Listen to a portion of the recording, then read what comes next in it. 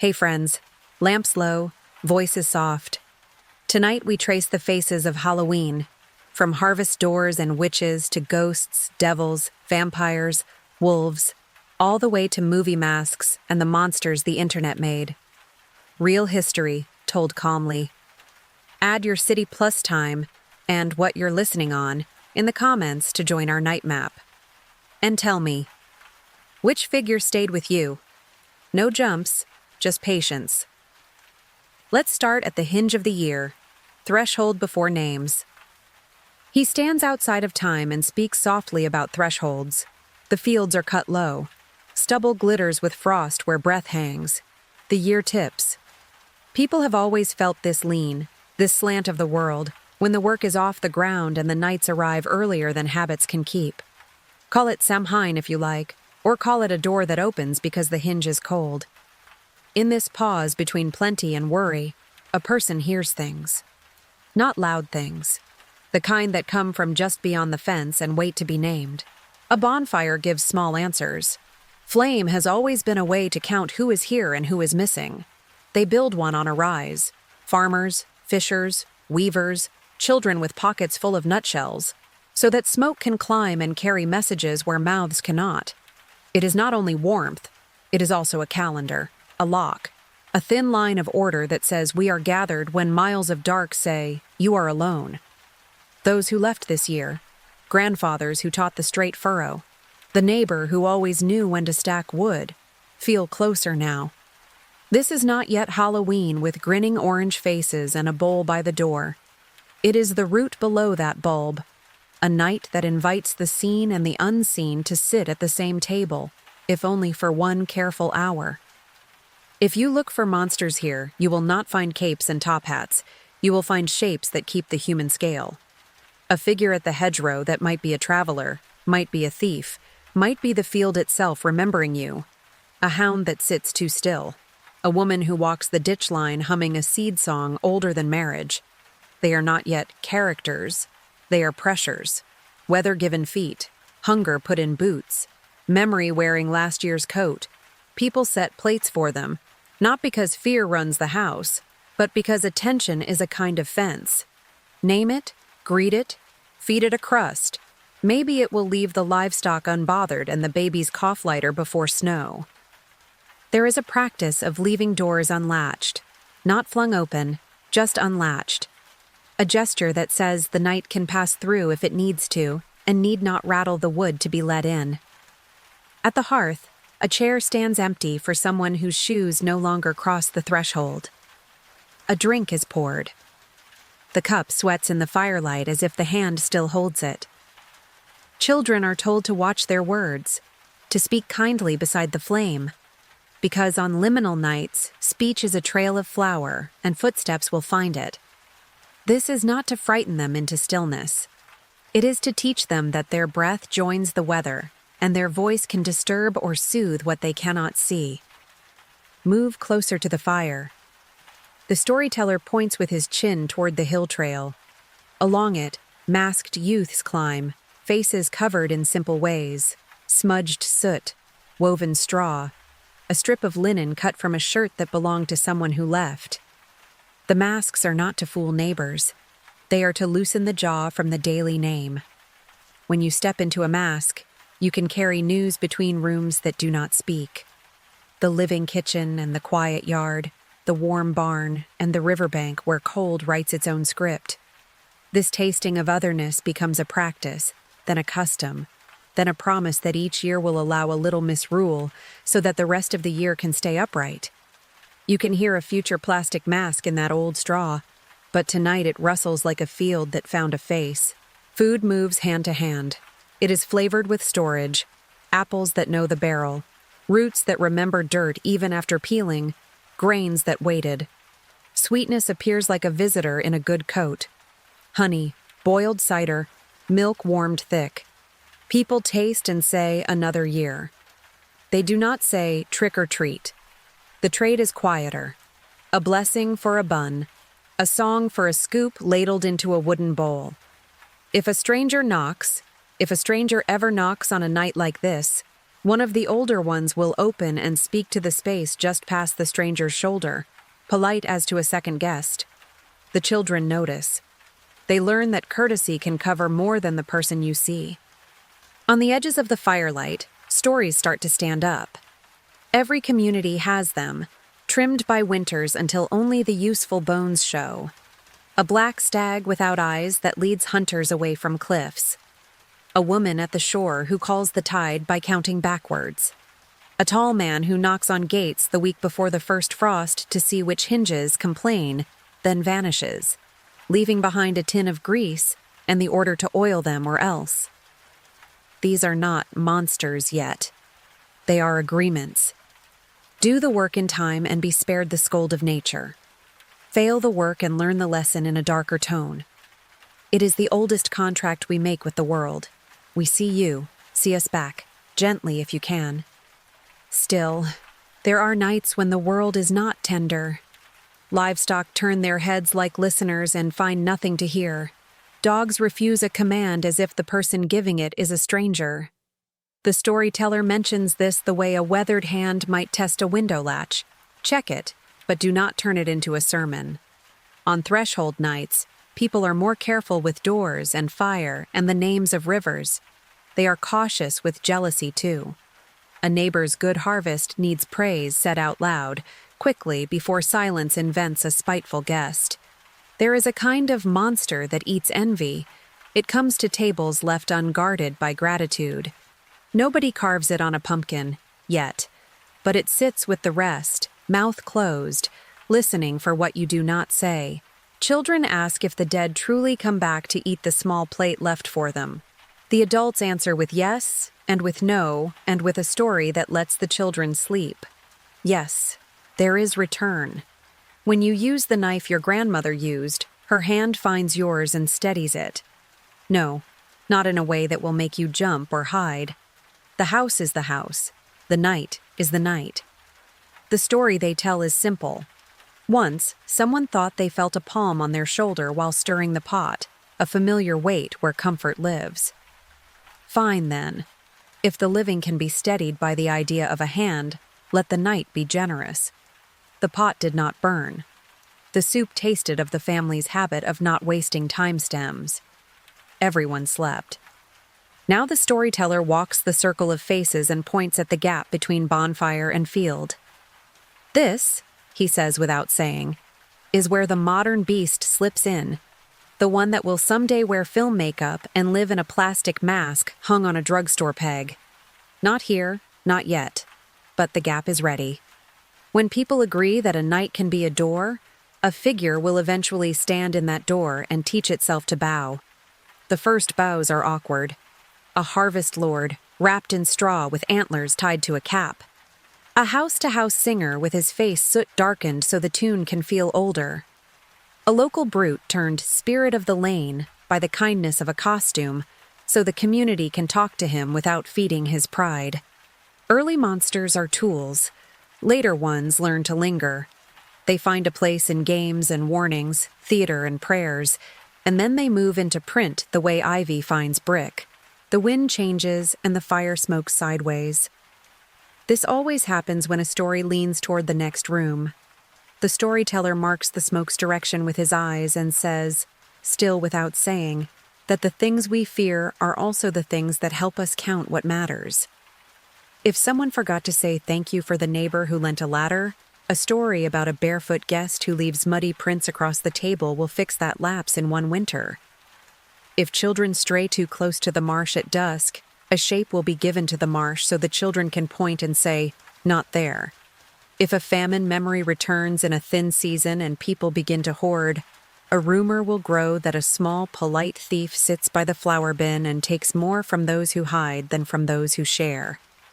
You can call that superstition, or you can call it engineering. How to steer a human heart by giving the wind a face. Later, centuries later, a porch light will glow in a suburban street, and a bowl will wait with wrapped sweetness stacked like bricks. The door will open to a cape, a set of ears, a painted scar. Parents will nod at neighbors and speak in the soft voice we use when we mean to make something safe without sanding off all its edges. but the hinge that moves that porch door is the same hinge that moved the harvest latch. The bowl is the ember of an old bonfire. The costume has traveled so far from the straw mask that only the silhouette remembers, yet still it remembers. The child becomes part of a very old plan. This night will let them try on shapes that worry them, then let them carry the worry home in a paper sack where sugar can make it manageable. On the kitchen table, the candy pile looks like stacked permissions. You may be a wolf for an hour, but you will turn back into yourself by bedtime. You may be a ghost for 3 houses, but your own house knows your name, knows your... A pause. The storyteller lets the fire sink. He wants the listeners to meet the first monster with breath steadied. The first monster is not a person at all. It is the gap between seasons. It is hunger that makes a calendar. It is grief that leaves a cup. Those who stand with it at the door learn the shape of carefulness. Then, at last, people dress that carefulness in bodies and give them paths. A witch for the rules of harm and help. A ghost for the proof that love continues working even after a chair sits empty. A devil for the blame fear wants to carry, but cannot quite hold. A vampire for the polite invitation we should not make. A wolf for the body's wishes when the village needs a steady hand. One by one they arrive and take seats in the circle so that the circle can talk about them without calling them by the names we use on ordinary days. He looks over the rim of the night, where the next figures wait. He nods like a doorman who knows all the regulars. The broom leans against the wall. The candle learns where to gutter and where to stand tall. In this hour, the old door opens its quiet inch. Not to terrify, to teach. To let the human world practice the weights it will carry all winter long. Fear, kindness, hunger, remembering, and put them down, then pick them up again, until the hand knows the work, and the work no longer shakes the hand. The broom moves first, not as a weapon, not as a ride, but as a house tool that learned a second job. When women's work became rumor, and rumor became trial, the monster called witch found its shape. Let's walk to her door and knock the way neighbors knock. Open palm, 2 light taps, no hurry. Next door, witches. I'll keep it plain and steady. Healer first, then rumor, then the mask. The figure begins in a kitchen. Floorboards swept, a kettle working, jars labeled by hand. Before courts and pamphlets, the witch is a neighbor who knows small fixes. She cools a fever with a cloth. She steeps leaves in honey for a cough. She ties a ribbon on a bundle of birch by the door because habit helps the mind stay calm. People visit at dusk with quiet worries. Milk that will not set, a child who will not sleep, a dream that sits like a stone on the chest. She listens. She offers a remedy and a rule. Eat, rest, wait till morning. The broom is only a tool at first. It keeps a threshold tidy. It moves grit from the edge to the center and then out. It lives at the seam between inside and outside. When stories start to grow, they borrow what everyone owns. The broom is chosen because it is visible. It touches luck daily. In rumor, it learns a second job, flight.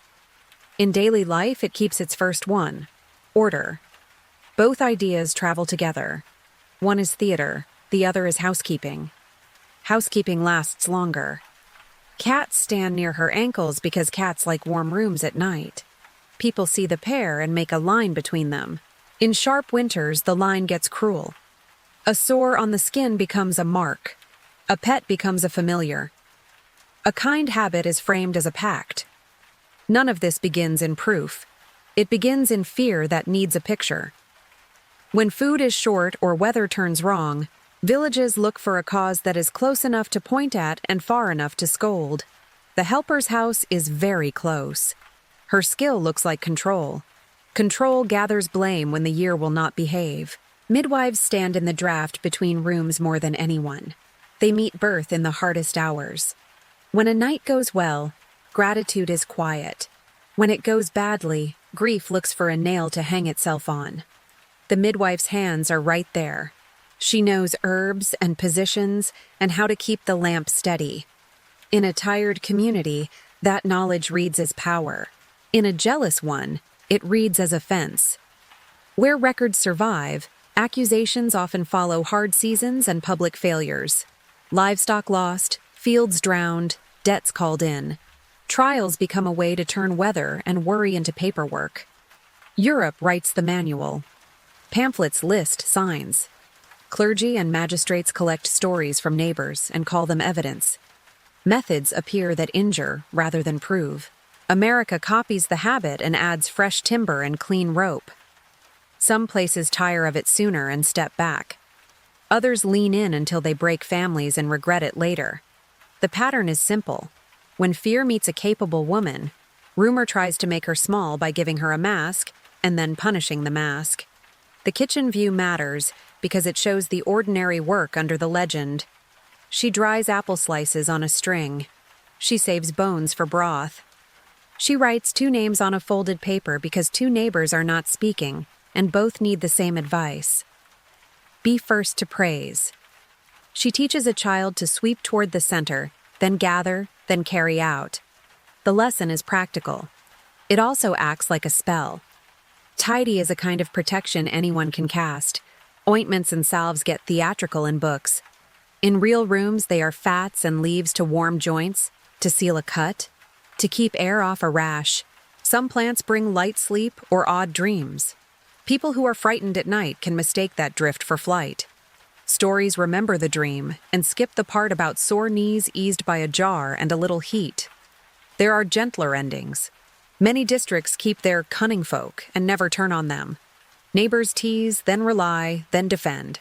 Eggs appear on a step at dawn. A tiled stove is fixed by someone who learned the trick from her. A baby who would not settle sleeps after she shows the mother how to hold him long ways and pat.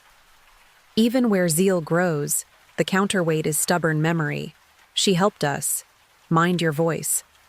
The image changes with stages and cameras. A brim grows on a hat so a back row can see it. A nose becomes a prop. A broom turns diagonal so the picture moves. Film teaches her to stand against a painted moon. Plastic learns her silhouette and hangs it on seasonal pegs. Under the mask, the job persists. Food, sleep, care, small rules for a hard week.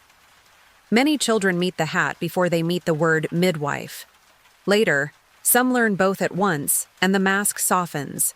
Trials leave damage. Confessions made under pain tell the court what it wanted to hear. Neighbors learn to doubt their own eyes. Afterward, communities repair slowly. They change how they greet women with skills. They write laws that require more than rumor. They bury the word witch for a while or keep it only for jokes. The joke travels. The harm stays in family stories. The cleanest summary is this. A village punished a helper when it was tired. Modern life keeps 2 lines for the figure. One is costume. Black, pointed, a friendly cackle for a porch. The other is work.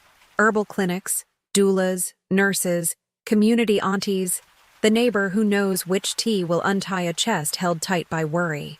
Social feeds adopt witchy as a style label and sometimes a shield. It can be a way to claim space in a day that takes it. It can also hide sales under mood. Both exist.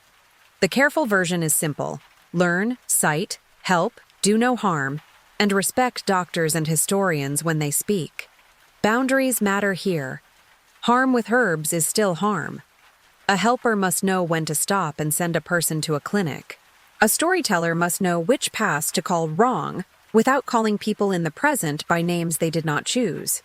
A parent must know when a child in a hat has had enough pretend and needs water and a chair. The old rules still hold. Speak kindly by the fire.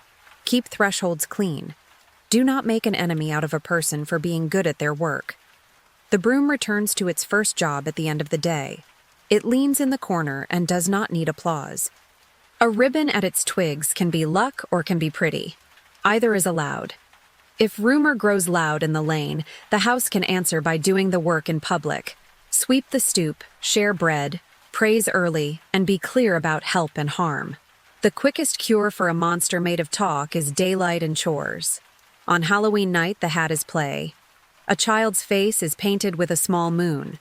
A shawl keeps wind off the shoulder. The bowl is offered with 2 hands. The child says thank you from under a brim that keeps slipping. A neighbor smiles because the mask has been domesticated without erasing the lesson. Power looks best when it serves. Skill is safest when it is shared. Care is a craft. A last note on language. Witch is a label with history and heat. Some wear it with pride to honor women who were harmed. Some avoid it out of respect for people of living faiths and practices. A calm channel can honor both by naming the past clearly and speaking of the present with care. When in doubt, use the plain words: healer, neighbor, midwife, herbalist. These tell the truth without costume. Good. Kitchen is quiet, broom is resting. Set a cup by the window, ghosts next. Window candle on, voices low. We'll keep this one gentle. Household ghosts, and the customs that let people sleep. A house at night has a small grammar. Floorboards change tone when warm air leaves. Pipes clear their throats and then behave. Curtains breathe if the latch forgets to catch. Families learn these sounds and give them ordinary names. The rest walk softer. Those are called ghosts here, not as spectacle, but as second presences that let the living feel accompanied. These nights belong to All-Hallowtide. Candles on sills are not doorbells for fright. They are small lighthouses for memory. A plate is set. A cup is poured. A chair is pulled back from the table a hand's width. The gestures are simple, courtesy offered across a thin border. People speak softly so the absent do not need to raise their voices to be heard. In many places the form changes, but the feeling stays. A prayer said at the threshold, a handful of grain on the step. A name spoken without asking the room to prove anything. The signs that become stories are small. A picture frame turns a fraction on its nail as if remembering to face the room. A clock keeps perfect time and stops at the hour a certain pair of boots used to come up the steps. A book falls open to a pressed leaf from a tree that is gone. Dogs wag to the right of a person, greeting the space where a body is not. In river towns, a light runs the far bank where a ferry dock used to be. In farm valleys, a lantern line appears on the fence in fog as if someone were still checking stock. None of this offers proof to a courtroom. All of it offers comfort to a kitchen. Some hauntings behave like lists, a stair that hesitates a foot one night a year until the loose board is fixed. A bell rope that wakes the parish until it is re-oiled and tied properly, after which it sleeps like anything cared for. A box in an attic that a family avoids because the tape bears a father's handwriting. When the tape finally fails and the box is opened, the house breathes easier. These are not torments, they are reminders. A ghost can be maintenance written in another hand. There are sterner places. A road that makes brakes gulp at the same marker. A quarry pond that holds a cold bite that does not drift with wind. A hospital wing that stays formal after hours. Its windows kind by day and stern by night. Stern means only that the room remembers its purpose and asks the living to match it. A late nurse says, "Good night," aloud to the hallway without meaning to. The habit helps the hallway behave. Language for this is wide. In some homes, an altar is laid with photographs, marigolds, favorite candies, and jokes only one person would laugh at. In others, small cakes are given in exchange for prayers. Elsewhere, a glass of water and a heel of bread wait on a sill so the house can feel prepared to welcome anyone who needs a stop. The names differ, the courtesy matches. The dead in this chapter are family, still working, still answering when addressed with care. Science gets its paragraph. Drafts exist. Pressure changes create door breath and latch talk. Houses hold echoes of hands that built them.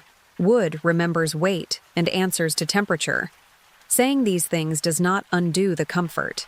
The comfort lives in the decision to set a place. A ghost accommodated by the living is different from a ghost imposed by a script. One is relationship, the other is product. People choose the first on purpose. The lantern in the window deserves notice. Before pumpkins took the job, windows carried flame so travelers could choose safely. That light served both directions. It told the living which house was awake.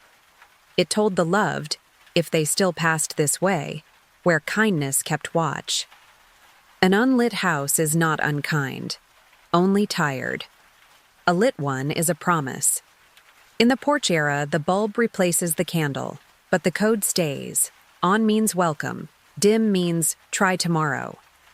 Children meet the figure through a sheet, a pale face, or flower on cheeks. The game says boo, but the deeper rule says go home safe. A parent walking curbside understands the layers at once. The child is practicing leaving and returning. The parent is practicing letting them. The street agrees to stage 100 small departures and arrivals, sugared and supervised, so that later departures feel a little less impossible. Boundaries exist for grief that is not ready to invite. Some houses keep doors closed and lights firm. The story told there is one of naming and safety. Certain harms will not be allowed to cross. Mirrors are covered in homes that need a pause from self-recognition. Names are said with a full stop. Even that is a ghost practice, drawing a chalk line so the past does not mistake the kitchen for a courtroom. When fright wakes at 3:13 and insists there is someone at the end of the bed, the house gives rules. Say the names of the living first, a short fence. List the work for morning, eggs, laundry, call the plumber. Terror shrinks in the presence of errands. If it lingers, stand and straighten the blanket. Tidy is a spell anyone can cast. If a memory wants to sit by the door, let it. Most leave when the room resumes its small duties. Some ask for a letter to be written or a message to be sent. That is practical, and it ends the hour. Film made a different ghost, sudden, loud, a figure that patents silence and sells it back in jumps. That kind has its place. This chapter keeps the house version, slippers, a low lamp, a cup cooling. The dead visit kitchens because that is where sugar lives, and the photographs, and the list on the wall that says when to water the plant. They whisper nothing and manage to say everything. Keep the plant. Keep each other. Leave a light for 5 minutes past bedtime, it helps. The living answer by being briefly better at living. Urban legends sometimes borrow the room for drama, and the drama does its job. Yet most hauntings end when kindness does. The letter mailed, the locket returned, the apology spoken into a phone with no promise of reply. The knocked peg reseated. After that, the floorboard still speaks, but it sounds like wood again instead of a throat. Rituals keep nights orderly. A candle on the sill for 2 hours, then out. A plate by the window until the tea cools. A prayer, a song, a line read from a book a mother used to keep near the stove. In the morning, the cloth is folded, the chair is pushed in, the plate is eaten so nothing is wasted. The house feels tended, not invaded. That feeling is the aim. It lets sleep come back and stay. Technology adds small tools without erasing the old ones. A porch camera catches moths and calls them visitors. A doorbell saves a hello from a relative for the next person who misses them. Phones hold voicemails that become portable altars. Messages are played once and put away. Sometimes they are played twice. A candle still beats a screen for warmth. A screen beats an empty table for reach. People use both. A caution helps. Do not build fear out of ordinary noise. If a story needs to be told, tell it softly and aim it at care. Oil the hinge. Call your cousin. Water the plant. If a person wants distance from a certain name or hour, give it without a speech. Calling something a haunting when it is really a chore or a boundary confuses both. Call chores by their names and finish them. Call boundaries by their names and hold them. Leave the ghost title for what remains after the work is done. The best summary is small. Ghosts in this chapter are not engines of harm, they are continuities. They keep affection in motion. They attach memory to action. They ask rooms to be kept. They give families a way to honor and to sleep. The candle is a tool. So is the cup. So is the rule that you speak kindly when you mean to share a house with someone who cannot answer back. Good. Cup is cooled, cloth is folded. On the step outside, Blame puts on a mask and keeps the ledger. The devil next. Soft voice, steady light. Porch light on, ledger's out. We'll keep this one orderly. How communities gave Blame a mask, then taught it manners. In many towns, the devil is not a person, but a job. Horns, sash, a stick that taps door frames. These are signals, not proof. The figure appears when a community needs somewhere to file its mischief and its dread. A mask lets wrongs be named in public without pointing at a neighbor's face. For a few hours, blame becomes theater. Laughter keeps it small enough to carry. A parade teaches the rules. A fiddler leads, a drum follows, ribbons mark the middle. The devil walks there like punctuation, separating what is allowed from what is not. He stops at gates and recites the year's ledger. Fields that flooded, roofs that failed, quarrels that would not admit they were tired. The tone is teasing, not cruel. Teasing shrinks dread and keeps it from eating the winter. The stick taps wood, not people. The mask takes the reply. Soul cakes move hand to hand as the parade passes, small rounds baked from new safe flour, sometimes touched with spice.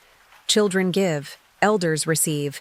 Visitors of any kind, living or not, are offered one in the same polite voice used for travelers. A cake for a prayer, the rhyme once said, because a prayer is light work for a heavy year. The devil plays clerk for this economy. He loves correct change. Give now, owe less later. If words won't come, a drum beat or a bow will do. Older rites attach a bundle to the roll. Corn husks bound like a man. Hedge cuttings tied like a wheel. A chair declared unlucky. People hand it whispers. The failed courtship. The spoiled bin. The rumor that bit and would not let go. The mask collects them. At the end, fire. The bundle burns. The crowd watches the year's waste go up and practices letting go. It is not magic. It is group therapy shaped like a bonfire. The figure's edge shows when permission is misunderstood. In some years, boys borrow the mask to break windows and call it tradition. Carts lose wheels. Livestock are loosed. Revenge hides inside costume. The next morning, the village says, "Devil's Night," to avoid saying ours. The repair is smaller than anger. Parents walk with lanterns. Widows stand on steps with cider. Names are used in full. Light and courtesy turn the mask back into a toy. Stories about bargains use the crossroads for a stage. A musician wants skill fast. A farmer wants weather to mind. A person with a hurt wants the clock to turn the other way. The devil in these tales speaks the truth plainly. Everything costs. If you trade sleep for applause, you will miss one or the other when winter is long. If you buy a smooth month with a dangerous promise, someone will collect. The moral is not theology. It is bookkeeping. Keep a clean ledger in daylight so no one else keeps it for you at night. On porches, the bargain becomes a lesson for children. Trick or treat pretends to threaten, but actually teaches a tiny contract. Appear, ask, receive, say thank you. Appetite is named and met under supervision, with a time limit. The devil watches from the curb, satisfied that desire is being managed with witnesses. The bowl is a small, public answer to a hunger that could grow if ignored. Bonfires suit him because fire draws circles. Circles tell people where to stand and face. In some places, a straw harvest lord meets the flame. In others, old tools are given to heat and to story. The devil dances at the edge like a clerk stamping cleared on a stack of the year's small debts. People cheer not for him, but for the paperwork handled at last. He has cousins with local names. A horned scolder who warns children without scarring them. A laughing gentleman who tricks the proud but leaves bread on the fence for birds. A shadow that tries doors and finds them latched. Each costume models what the town needs. After a hard year, he is tame so the heart can rest. After a soft year, he is sharp, so edges return. He is feedback, made visible. The dangerous use of the mask is as an excuse. A father blames the devil for a temper. A boss blames the devil for wages that do not match the work. A church blames the devil for cold that comes when visits to the sick grow rare. Halloween rehearses the opposite habit. Name desire. Make deals out loud. Send away, by song and fire, what you cannot use. Envy, hoarded grievance, the habit of talking about a neighbor as if a face were not attached to the name. Practice well, and the year behaves better. Modern streets keep the figure as play. A child in felt horns climbs 3 steps, forgets the line, remembers it, and is given a piece anyway. The lesson inside the sugar is simple. It is safe to want small things and safer to ask politely. Long after the horns are wrapped in tissue for the attic, this remains. The devil is a manager of transactions, and the neighborhood can manage him. If he knocks in a stricter shape, permission to be unkind, houses have a sentence ready. The parade hour has passed. He is punctual. He leaves. Porch lights return to ordinary duty. The ledger, balanced enough for now, goes back in the drawer. Mask boxed, fire banked. Leave the latch on a finger S width. Next comes the guest who waits for invitations. Vampires. Lamps lower. This figure is quiet and polite. Rules, thresholds, invitations. I'll keep it steady. The vampire begins as a rule wearing boots. Before the cape and the accent, the setting is a village that keeps close company with its dead. Families wash bodies, walk the lane together, and lower the weight into ground they cleared by hand. Afterward, the earth works by slow laws that are hard for the living to watch. Winter holds too long. Fever travels house to house. A grave opens, by flood, by animal, by crowded yard, and shows sights people do not expect. Lips that look moist, a belly swelled by gases, hair and nails that seem longer because skin has drawn tight. Fear reaches for a story that makes sense of what it cannot name. The story it finds says, "Someone still takes from us."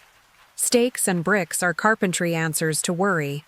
A stake pins, the way a tent peg tells wind that canvas belongs here. A brick in the mouth closes a channel that grief imagines is still open. Coins on the eyes pay a fare so the living do not owe. Herbs at the tongue say what herbs always say. Work is still being done for you. Rest. None of this is chemistry. It is kindness shaped as procedure. It lets a frightened community feel it has acted. The threshold rule grows from ordinary manners. Doors mean safety and inventory. Heat held, food counted, names known. A guest who belongs is asked in. A stranger asks first. The vampire inherits this etiquette and makes it sharp. He cannot enter unless invited. The lesson behind the legend is simple. The house chooses. If harm depends on a yes, the house must teach itself to keep yes for daylight. A culture that repeats this rule in stories gives children a boundary they can own. Counting appears as a defense in many places. Scatter millet or poppy on a step, and the hungry thing must number each grain before it can cross. Knot a cord and hang it by the door, and appetite is delayed by questions. These are not spells so much as tasks for a racing mind. Counting slows panic. It returns choice to a hand that feels empty. The folklore keeps the shape because the shape works. Soil matters because exile hurts. People who leave home carry a handful in a pocket to touch when every other surface feels foreign. The tale gives the vampire a bed of native earth and calls it a weakness. Turned gently, it reads as human truth. We sleep better near what knows us. Halloween keeps the idea in a safer form. Take a bit of home with you, but do not use home as permission to cross another person's door. Plague years thicken the chapter. When rooms empty too quickly and doctors are far, people look for culprits that do not shame the living. Accusing a grave is easier than accusing a neighbor whose bread you will need next week. Digging becomes ceremony. Hearts are burned, clothes are burned. Even the stick that stirred the fire is burned, so nothing leaves half done. The work calms the lane and harms nobody living, but it also teaches a habit of blaming the quiet. Later, when explanations arrive, microbes, groundwater, ordinary decay, some of the old rituals retire. The threshold rule stays. It is useful without being cruel. Mirrors earn a paragraph. A mirror is a house's question. Who is here with us? Stories say a vampire casts no reflection. One reading, the body lacks a soul to answer the glass.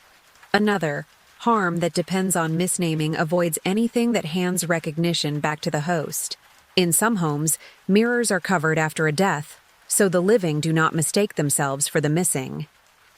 In vampire talk, a covered mirror halts confusion. Either way, the object keeps agency in the room that owns it. Garlic, crosses, running water, each defense has a daily twin. Garlic is ordinary food that works. It travels, keeps, and draws offensive scent. A cross is a memory of a promise to protect the guest and the household, with a right to deny entry when safety demands it. Running water is the boundary nature maintains when land tries to borrow what it cannot keep. If a tale says appetite cannot cross a stream, perhaps it means harm cannot move as easily in landscapes that keep washing faces clean. On porches, the legend becomes practice for children. They stand at a mat and do not cross until a voice says, "Come with the bowl." They speak their hunger aloud, trick or treat, and the neighborhood answers under supervision. Consent is rehearsed in sugar. Parents hold back a step and let the exchange write memory into muscle. Ask, wait, receive, thank, leave.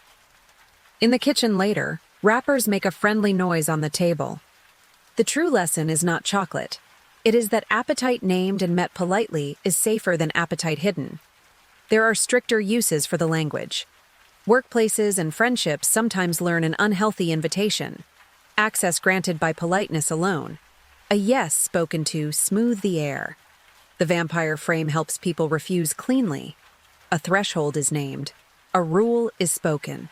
The door stays closed without apology. Not tonight is a complete sentence. So is no. The legend becomes a tool for living. Books and film dress the figure for stage, cuffs right, voice like a bell inside a coat, a staircase that teaches the camera where to look. Those refinements keep the fear tidy and turn it into a poster a child can wear. Under the velvet is still the village logic. Invitations have weight. Do not give them away without counting the cost. The costume lets that logic travel without tearing. A few folk cures are practical and kind. Sweep the step. Name your yesies and noes out loud in daylight so your mouth remembers them in the dark. Put something living on the sill, a plant, a clove-studded orange, to remind the room it is attended. If worry insists on staying, give it numbers. 10 slow breaths, 20 steps to the sink and back, 50 seams on the sleeve you're mending. Worry that is counting is not feeding. Safety devices add a line without stealing the lesson. A latch that locks itself at dusk. A door camera that says hello in your voice.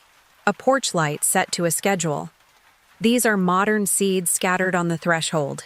They do not replace attention. They support it. The plainest summary is this. The vampire is about access. Who crosses, and when, and why. The folklore takes grief and hunger and turns them into rules a house can keep. Say yes on purpose. Say no without shame. Count when you're afraid. Sleep on ground that knows you. Leave the candle for those who stray, but keep the latch for those who assume. Good. Thresholds are named. Out past the fences, a different hunger runs on 4 feet and forgets the village clock. Werewolves next.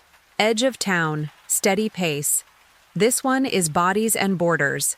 How villages taught wildness to visit and then go home. The werewolf begins where the lane ends. Fences thin, hedges lean, and the ground remembers paws as well as boots. Wolves were neighbors first, winter thin, polite as hunger, passing the outer hedges at a respectful distance. People learned their roots. Dogs learned their names. Trouble starts when the village feels a wolf inside its own skin. A sheep taken without a sound, prints that end too neatly, eyes in brush that look familiar in daylight. The figure that answers is not a zoology. It is a picture for a sentence nobody wants to say aloud. Sometimes a person ignores the village clock. Moon rules arrive because calendars run farms. Bodies notice light even when belief is elsewhere. Sleep is shorter, talk is louder, doors are tested and then reclosed. Folklore turns this nudge into a schedule. Change at the full, or the new, or the tide. The form varies. The function holds. The story says, mark your edges. If a house keeps strict hours, the body will try to borrow 1 barefoot hour outdoors. Give it a path that returns to the door. Trials appear when worry learns paperwork. Livonia, the Baltic, parts of France and Germany. Court records collect oaths that read like dreams under oath. A belt cut from the wrong hide. A salve that teaches shins a different gait. A meeting in fields the church refused to bless. Under those pictures sits a simpler admission. Some nights people wanted to go where duty could not follow. Courts mistook wish for crime. Rumor did the rest. Not every tale punishes. In a few northern stories, an old man says he is a wolf 3 nights a year and uses the habit to chase harm off fields, then comes home with burrs in his cuffs and asks for soup. Wildness has chores in these places. The lesson is practical. The forest can be a neighbor who lends, not only a neighbor who takes. Halloween keeps that gentler note so children can wear ears and still be invited back to the table. Border stones matter. Parishes set them at field edges and walked children along the line to teach the boundary into their feet.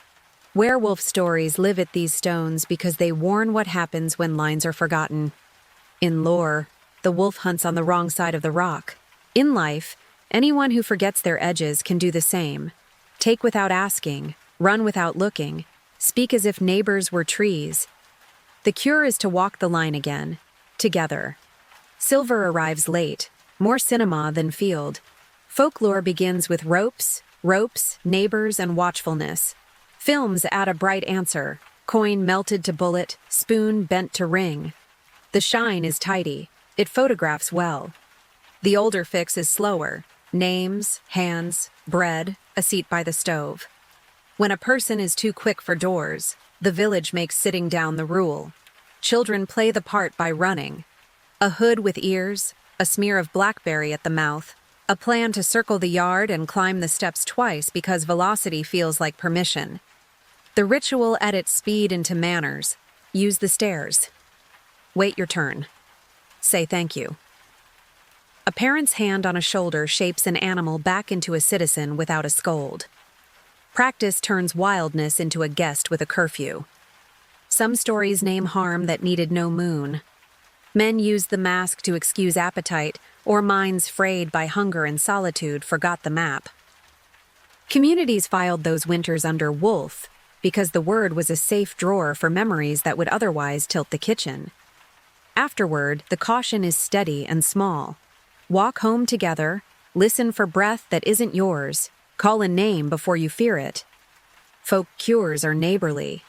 Bread in a pocket offers seconds to think, and the notice of the better part of any creature. Iron on a belt remembers plows. Plows remember villages. Villages remember names. A name is the best shield.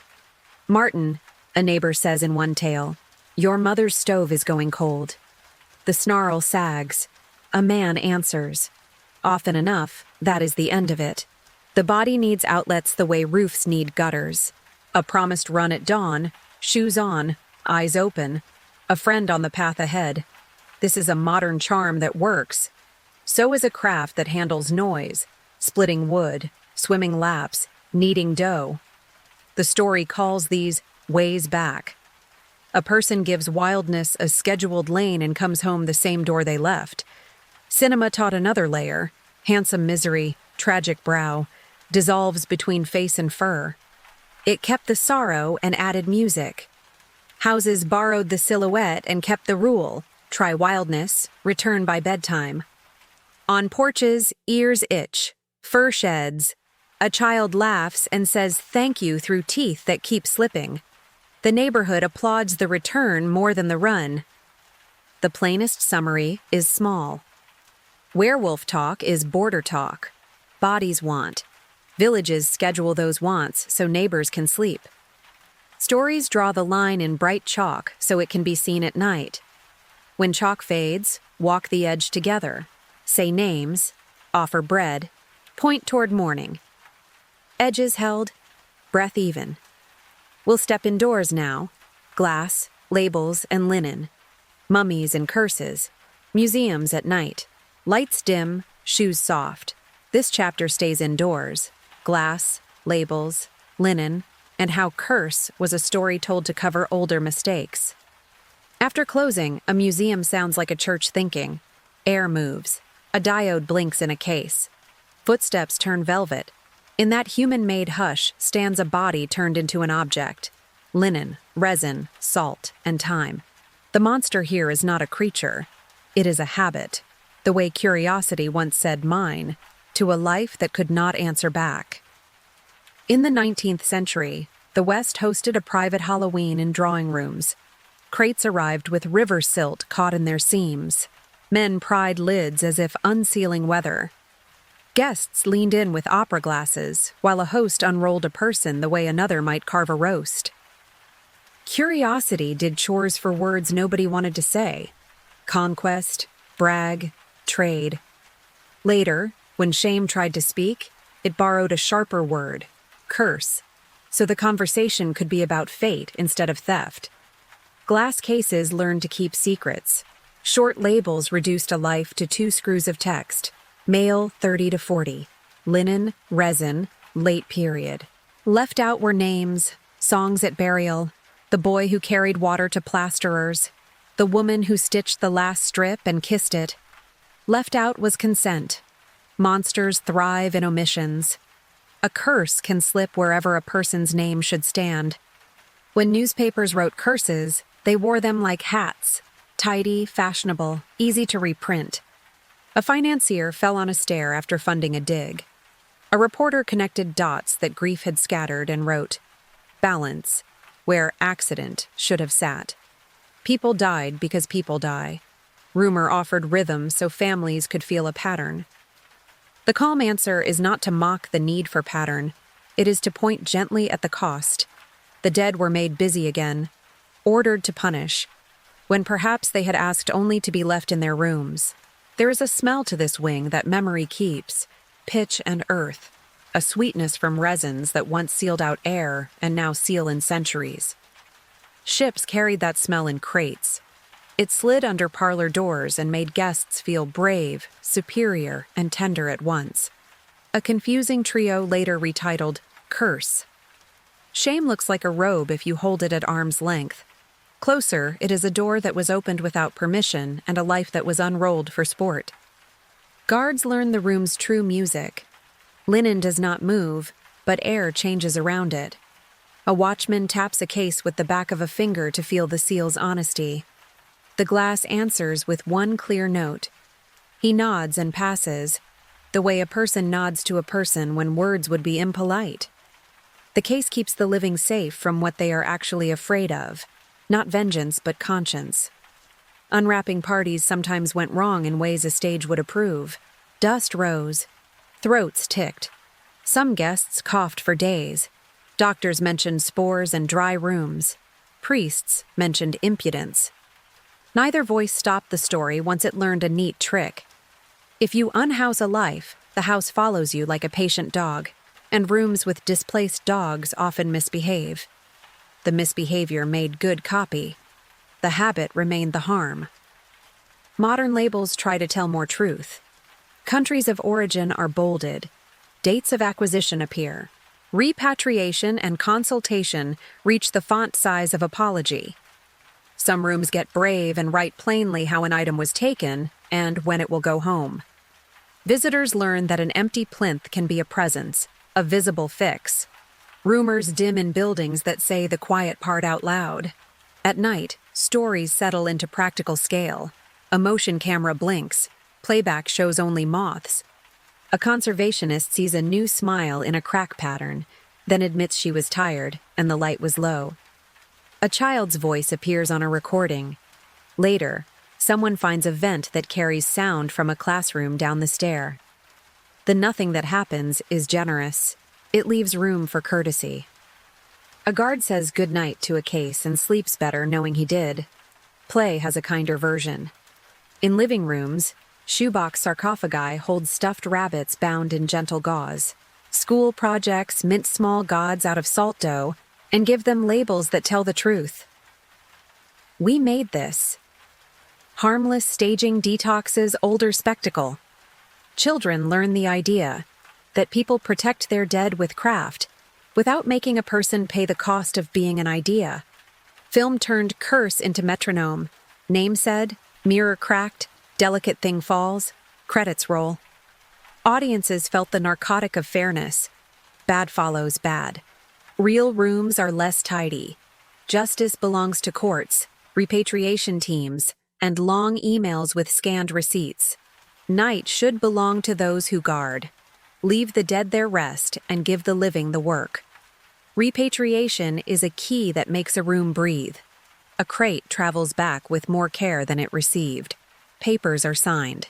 A ceremony says the name that should have been said the first time. New cases stand with photographs and context where old ones stood with bodies. An empty platform can teach. Absence means a wrong was repaired. Even the air changes, attention shed, a rumor without fuel. Etiquette for visitors is simple. Read the label. Use the name if it's known. Speak softly. Do not knock on glass. If the label admits a theft, let the thought finish. That should go home. If it cannot yet, support the work that makes yet sooner. If a child asks about curses, offer the sleep version. There was a mistake. People are fixing it.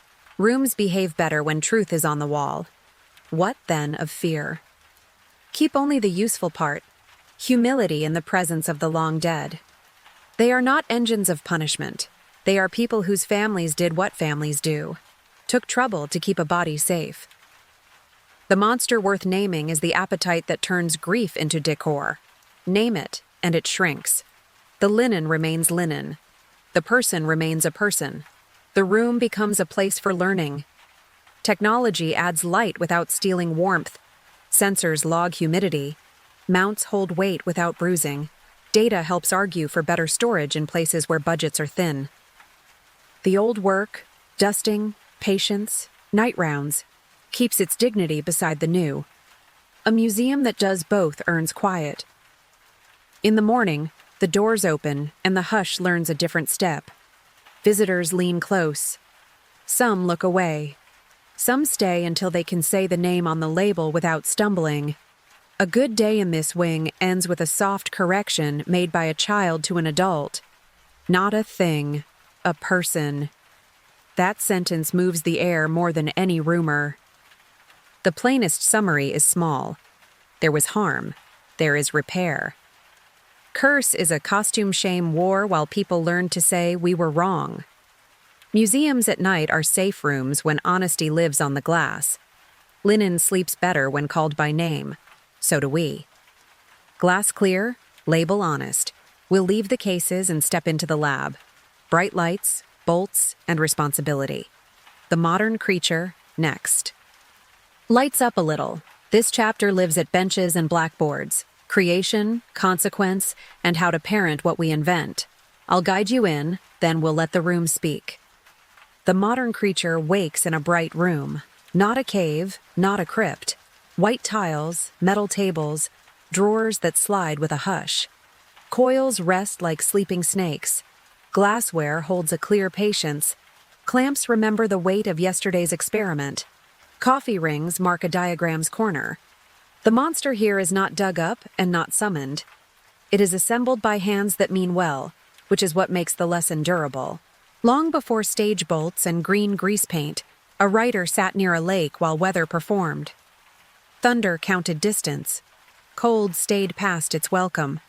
Friends dared each other to produce a ghost. She wrote one. Not the ghost of a ruin, but of achievement. A student who mistook can for should, and a body that learned to be a mirror. The creature wanted company. The maker fled. That arrangement, need walking forward, guilt walking back, fixed itself in the culture like a nail. It still catches sleeves. Laboratories multiplied. Electricity moved from spectacle to utility. First shock, then toy, then tool. Faraday spun a coil. Galvani danced a frog's leg with a spark. Batteries learned to wait. In rooms without windows, minds drew lines between phenomena that had never met in daylight. Metal remembered their touch. Shelves gathered bottles and a grammar. Labels that started in Latin, moved to shorthand, and ended in tape marked with a felt tip. The rooms were clean and orderly. Harm, when it came, did not come from filth. It came from speed. The creature is assembled from parts, but not always bodily parts. Sometimes the inventory is abstract, rows of numbers trained to predict, patterns teased from millions of small decisions, a rule that reads faces or voices and says yes or no with confidence borrowed from a dataset. In these cases, the switch is code. The lightning is deployment. The scream is not a sound. It is a graph moving in a way a manager likes before a citizen sees the cost. The old story teaches a first rule. If you make a thing, you are its first home. The maker in the book runs from the table. The light in the creature's eyes is reflected back from nobody. Lacking a witness, the new life reads the world without a key. It learns fear first because fear shouts. Later, it finds kindness and mistakes it for a trick. Harm follows not because the creature is fated to break, but because no one stood between birth and crowd to teach it names. In the modern lab, the equivalent is supervision, not a leash, a tutor. The best rooms write manuals with a specific reader in mind. The next person, the tired person, the one who did not attend the meeting. A manual is love letter disguised as procedure. Responsibility is slow and unphotogenic. The camera prefers lightning. The page prefers revelation. But the life of a tool is maintenance, and maintenance is the ethic that keeps a creature from becoming a headline. Good rooms appoint people for unglamorous tasks. Version control.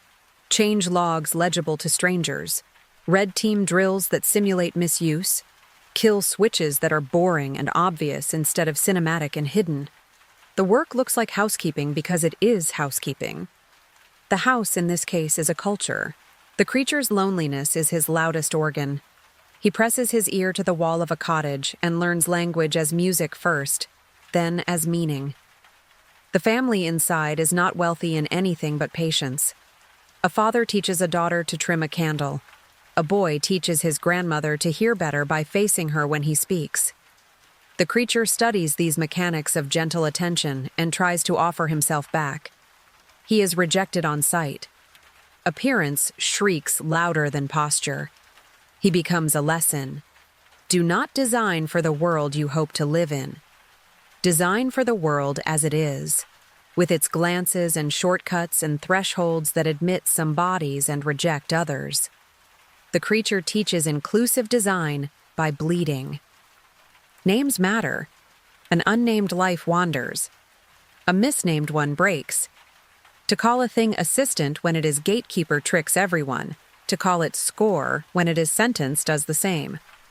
The modern creature's manners depend on its label. Plain names make plain promises. When a door sensor detects motion, it should not be sold as knows intent. When a model predicts, it should not be described as decides. When an automated system suggests, humans must be trained to disagree. The ethics are not cosmetic, they are the bolts. The book's most tender thread is the creature asking for a companion. He does not ask for power, only parity, a match, a mirror, a friend who will not run. The maker refuses and runs anyway. The refusal is less awful than the fleeing. In modern rooms, companion has a prosaic meaning. Stakeholders. Invite the people the machine will touch into the room before the switch flips. Not as a courtesy tour, but as co-authors. Ask who is likely to be misread by the camera, the sensor, the rule. Build with those bodies in mind. It is slower. It is cheaper than repair. The modern creature has cousins built of metal and code. Some are helpful and dull. Thermostats that learn a bedtime. Cruise control that respects a foot's fatigue. Some are brittle. Facial recognition that reads light skin as person and dark skin as doubt. language models that inherit a century's bias and repeat it with authority. The horror is not intentional malice. It is accuracy, faithful mapping of an unjust map. The fix is not romance. It is revision. Update the map. The tool will follow. Lightning is spectacle. Consent is policy. The old story loves thunder. The better version loves paperwork. Consent forms that explain without hiding. Dashboards that let people opt out without hunting. Audits that publish failure openly so improvement is not a rumor. Every one of these is dull in the way good bridges are dull, painted the same calm color for decades, inspected on a schedule, famous only when neglected. Health in tools, as in bodies, is boring and therefore hard to sell. Cultures must choose to prefer boring good to exciting risk. The creature learns anger. Some of it is borrowed, from the faces that curl when they see him, from the doors that close because a silhouette does not flatter. Some of it he earns, after he harms, and the grief comes, and he recognizes himself in its mirror. The book is not tidy about culpability. It presents a tangle, a maker's neglect, a creature's axe, a village's fear, a winter's loneliness. Modern versions should keep the tangle. When a tool hurts people, responsibility is shared. The creator who shipped, the manager who hurried, the regulator who lagged, the user who chose harm. Shared does not mean diluted. It means many hands to fix, many eyes to watch next time. Safety devices are talismans of intention. In the old laboratory, a lever lowers a table. A switch cuts a circuit. A door with wire glass holds behind it the chemical a breath should not drink. In code, the equivalents are thresholds and alerts, rate limiters, bounds and breaks. When these are present, harm arrives slower. When absent, harm arrives all at once and becomes news. The lesson is visual. Put the red button where a stranger can find it, and never behind a password only one person remembers. Some creatures are legal before they are physical. A corporation is a made being. It can own, be sued, act through agents, and live longer than its makers. Its ethics are the sum of written policies and unwritten appetites. Halloween strips the costume and shows the outline, a thing made by hands that will outlive those hands. The rule transfers cleanly. What you make, you must supervise. What you unleash, you must ensure. What you profit from, you must repair when it fails. Parents know this better than laboratories. A drawer full of knives moves higher when a crawler learns the cupboard. A phone is turned to grayscale so the slot machine loop loses a little salt. Walks are scheduled at the hours a temper lifts.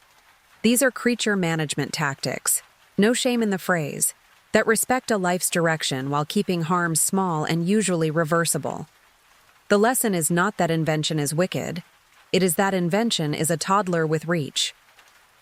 Child-proof the house. Culture parents the creature alongside the maker. Film gave it a face people could love and fear. Comics gave it a dignity. Cartoons gave it a joke and therefore an exit.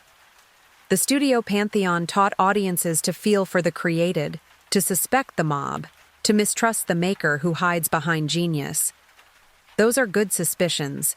They belong beside awe in the drawer where we keep our responses to novelty. Awe without suspicion builds statues where manuals should go. Suspicion without awe refuses medicine. Balance is policy. Documentation is the kindness that scales. A lab notebook written in clear lines turns a late-night triumph into a repeatable procedure. A code comment that explains why, not just what, saves a future engineer an hour and a city a mistake. A changelog that says, rolled back due to reports from XYZ respects the people who reported. Public notes, when possible, make the culture sturdier. Secrecy makes the monster hungrier because it lives unmeasured. The last third of the old story is winter. The creature seeks the maker across ice. They are alike in their refusal to rest. Each wants the other to blink first. The scene reads like an allegory for industries that race toward capacity without consensus. The ice in that reading is infrastructure. Thin, beautiful, treacherous when loaded with speed. The humane act is to slow. Set standards early and update them often. Agree on breaks. If a field cannot agree on breaks, it is not ready for highways. There are gentler illustrations. In hospitals, devices monitor heartbeats and stop at thresholds. Alarms chirp at humans whose judgment still rules. In aviation, autopilots drive until humans take controls by checklist. Training simulates the worst days in safety so the worst days in life are survivable. These are boring triumphs. They are creatures parented by procedure. They show that control is not badge, but chore. The creature wants a place, not a pedestal, a job. The versions we like best give him one: to warn, to witness, to make a fire safer by carrying it in a lantern instead of in both hands. When the story is told for sleep, the creature ends the night at a table. He learns to say "I can" only after someone teaches him to ask, "May I?" and to accept a no as a kind of care. Children in cardboard headpieces perform this exact arc on porches. Big steps, careful elbows, quiet thank yous. Culture teaches each new invention the same choreography if culture is awake. What then are practical rules for modern rooms?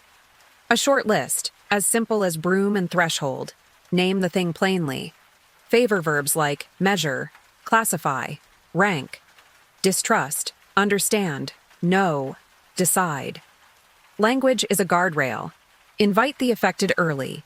Pay them. Let them veto. Build with, not for. Keep a slow log. Write what changed and why. Publish failures when harm is possible. Ship with breaks, rate limits, off switches. Audit trails accessible to outsiders with standing. Practice red teams. Simulate misuse on schedule. Pay bounties for harms found. Plan sunset. Decide how the thing ends. Retirement, archiving, repatriation of data before it begins. Own repair. When it breaks, fix publicly. Compensate. Update the manual. Thank the witness. None of these are romantic. All of them keep the lights from turning dramatic. The modern creature does not hunger for blood. It hungers for clarity. It hurls when starved of it. The book's saddest image is a giant learning to read from a blind teacher's patience, then losing the lesson to a crowd's fear. The modern echo is familiar. Pilots who trust their hands but must trust a black box that was not explained. Nurses who chart by clicking boxes designed by people who never changed a dressing. Citizens who receive a score from a system without appeal. The cure is not to go without tools. It is to make tools that explain themselves, slowly, affordably, in language a tired human can hold. Festivals thaw anger. Halloween, when it borrows this figure, makes him gentle. Bolts imply sturdiness. Stitches imply repair rather than ruin. On porches, small creatures in large shoes bump rails and apologize to the rail. Apology is a skill. It is a safety technology. An invention that can apologize, through its makers, stays in a community longer. An invention that cannot apologize becomes a rumor, then a ban, then a returning problem. Keeping the tool present requires humility in public. The laboratory at night does not glow with menace. It hums like a refrigerator that freeloads on a grid and keeps specimens calm. A checklist waits on a clipboard. A stool is tucked in. On the board, a note. Tested, works, monitored nightly. That last phrase is the key. Monitoring is the opposite of myth. It trades lightning for lamplight. It reads dials and listens to fans and leaves at peace. Morning brings students and small lunches in brown bags. The benchtop warms under elbows. Someone new reads yesterday's log and understands it without help. A victory folding into a day that will not be news. The creature, in this telling, is not prowling. It is present, named, supervised, helpful, sometimes wrong and corrected. It is not family, but it is furniture, useful and kept clean. The plainest summary is small. Modern monsters are outputs without oversight. Modern creatures are tools with guardians. The old story gave us a picture to keep over the workbench: a table, a switch, a face waking, a second face staying.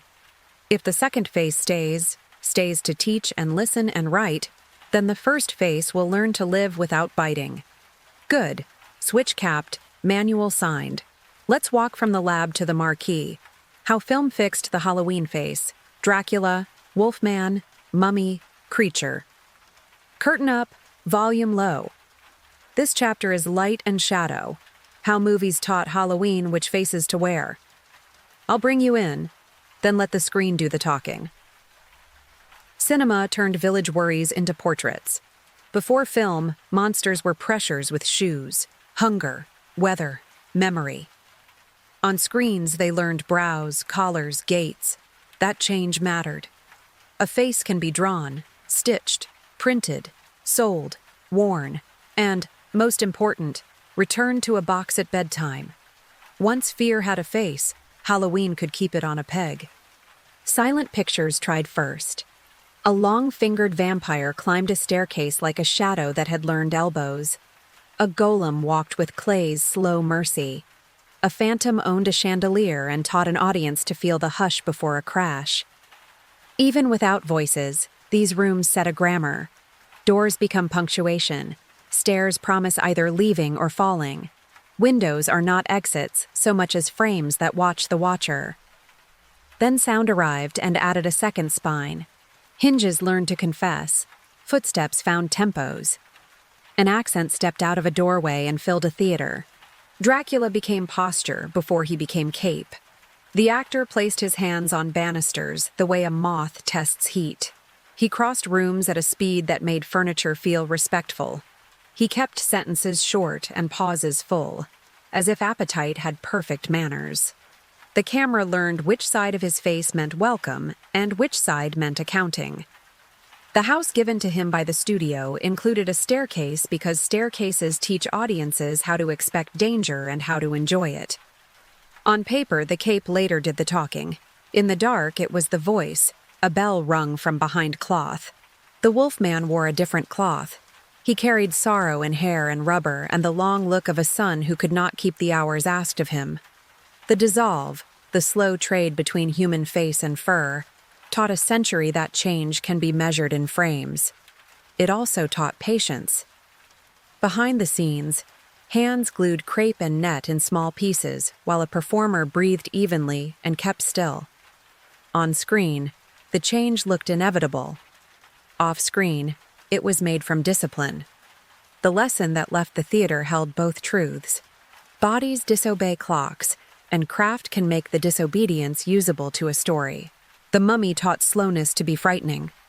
Wrapped linen and careful gait did what jump scares often cannot. They made inevitability feel like weather. He did not lunge. He arrived. Stairs did not help here. Corridors did. Music held notes until breath had to match it. The fear was not surprise. It was patience forced upon a room. Under the linen was a man working like a dancer, measuring inches, letting audiences project dread into the spaces between steps. The face that Halloween borrowed from him was calm and therefore useful. Gauze, coal, angles that photograph. The creature taught water to act. A hand broke a surface.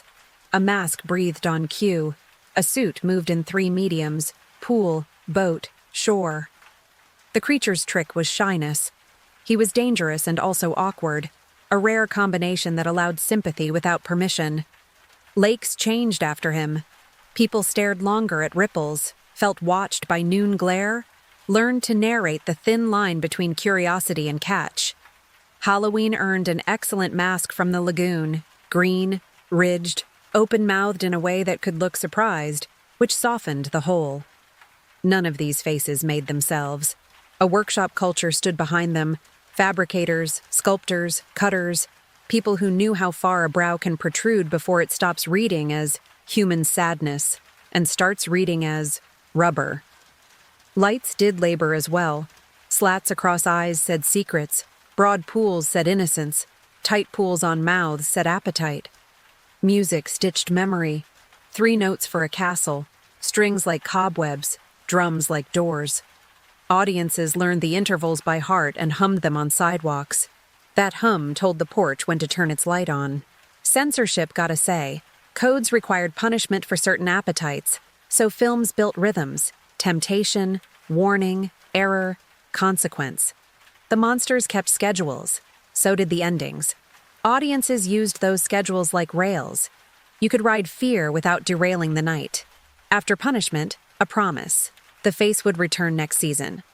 It was a neat summary of show business. Danger leased, not sold. What scrolled on screens walked off them and took rooms. Posters in shop windows taught towns which month it was. Magazines pressed stills into serial mornings. Model kits made careful hands into partners. Cement, decals, patient brushes painting worry onto a shelf. Television found the films a second life in syndication. Late-night hosts in tuxedo capes introduced the old pictures with jokes and courtesy. The tone shifted from scold to club. Fear joined a weekly appointment and became polite company.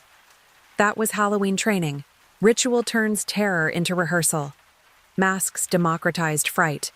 Rubber and plastic carried silhouettes home for prices many families could reach.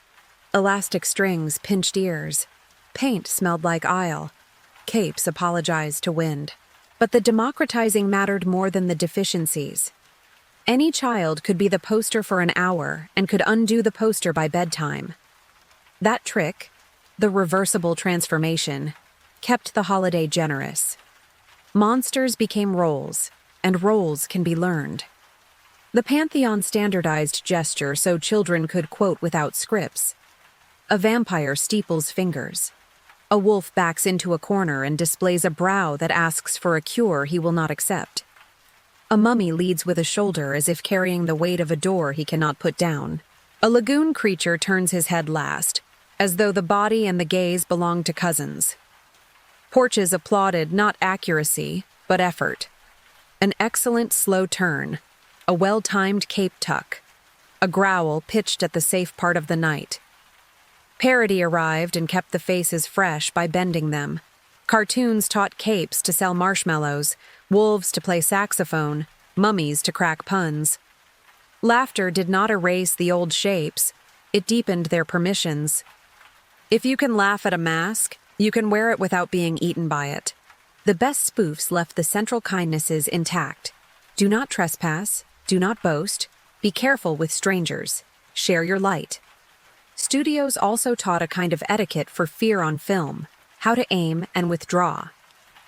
A door opens with a string cord, but the camera stays outside long enough to teach patience.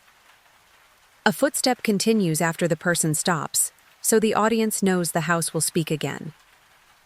A mirror behaves for everyone except the person who needs it most, which is a soft way to tell a lesson about self-knowledge. These habits migrated to living rooms as small domestic rules. Keep a hallway lamp for late trips, close closet doors before sleep, announce yourself on stairs. Movies fed households instructions disguised as style. The Pantheon changed with color. Blood learned to be too bright until dyes calmed it. Night learned to be blue and then not blue. Makeup learned to sit under lights that did not forgive. Faces were recalibrated to read across different bulbs. The constancy underneath, posture, timing, courtesy, kept them legible. Even as plots modernized, a cape near a staircase remained a sentence everyone could read. Merchandise created another channel of care. Mask makers learned where to put air holes for smaller lungs. Costume companies added reflective trim without spoiling silhouettes. Candy brands built wrappers that a parent's hand could read by porch light. These are small civics, adjustments that let ritual be safe without losing its edge. Studios did not plan this. Neighborhoods did, borrowing the faces and writing local laws. Television marathons turned October into a playlist.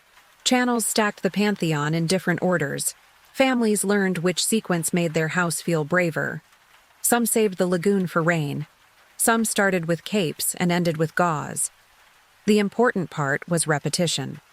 Seeing fear arranged and replayed tells the body that the ending is a tool, not a surprise.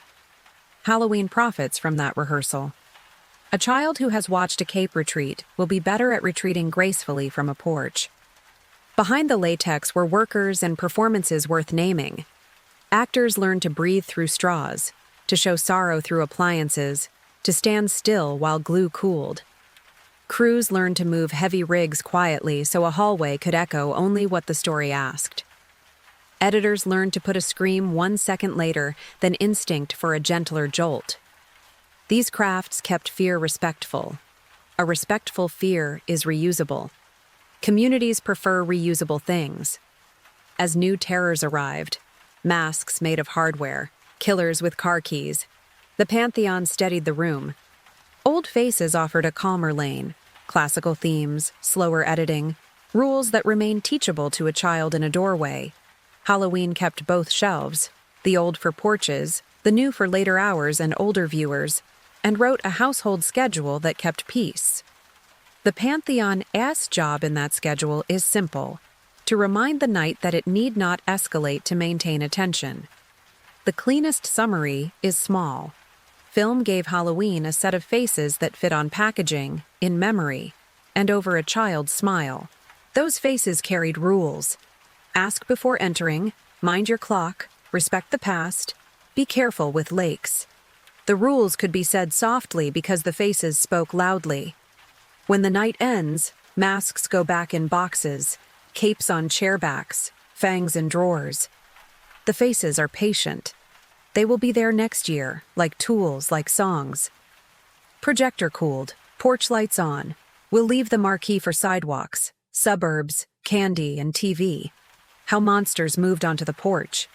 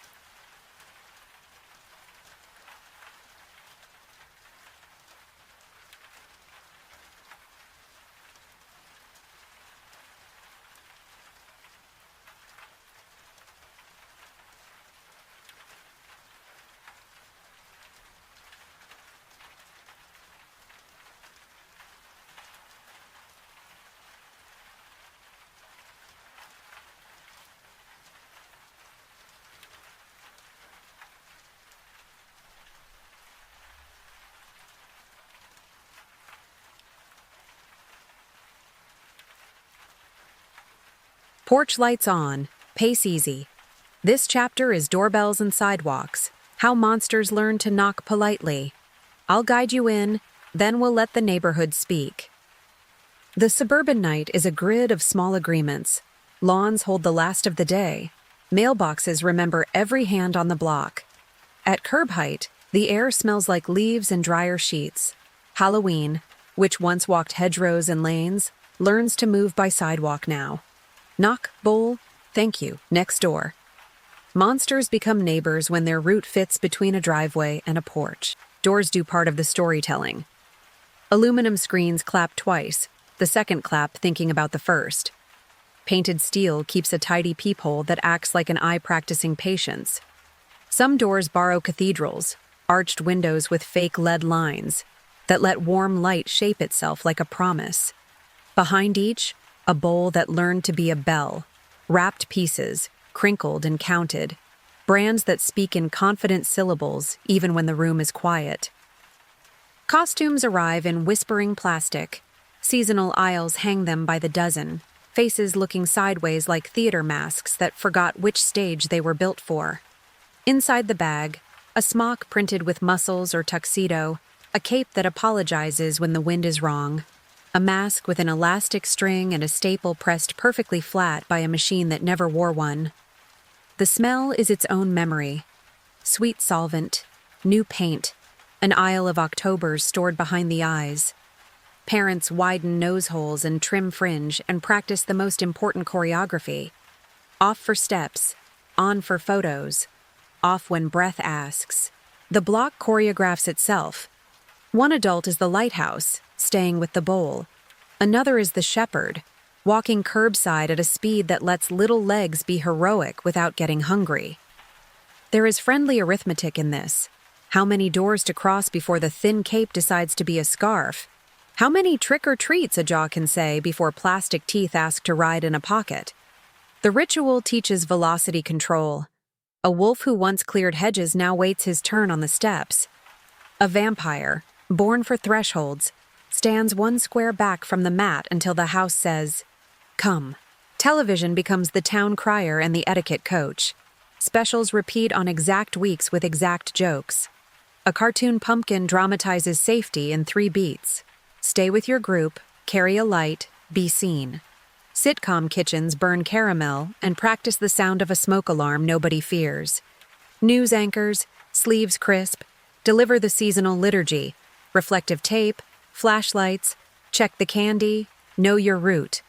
Much of it is overcautious. All of it is a way to let the neighborhood rehearse care in the same language at the same hour. Myths arrive to fill gaps between caution and control. Razors and apples, pins and bars, poison from strangers who buy candy in bulk.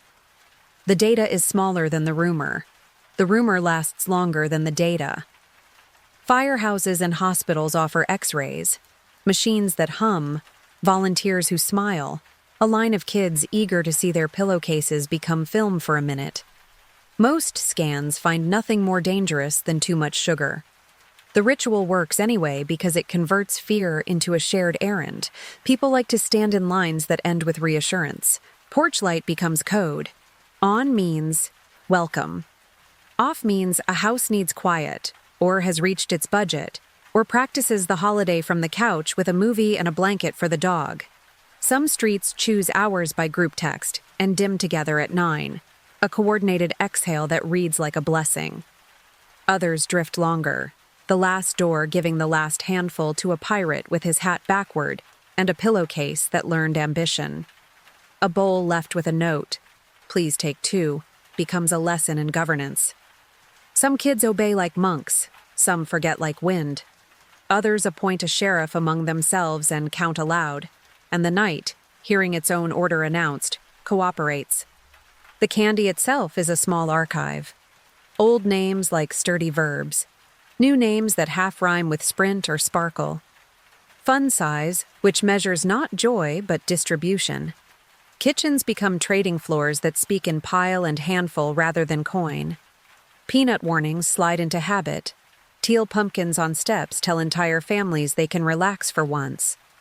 A few pieces go to a neighbor who couldn't walk tonight.